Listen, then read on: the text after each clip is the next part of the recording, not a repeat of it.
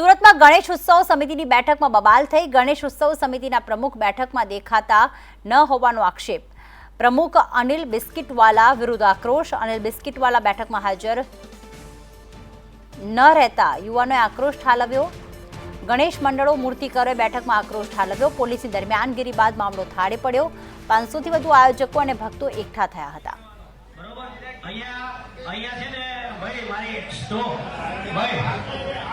મારી વાત સાંભળો, અહીંયા તમારા સજેશન લેવા માટે આવ્યા છીએ કે પછી મારી વાત સાંભળો તો એમાં ઝઘડો નહીં કે આ ક્યાંય દેખાતા નથી એ બધી વાતો નહીં કરવાની, બરોબર? અને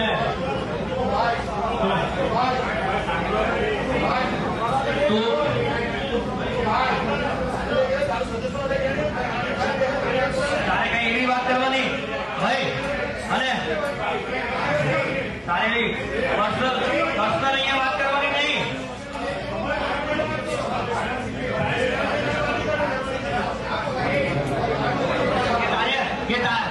એ નહીં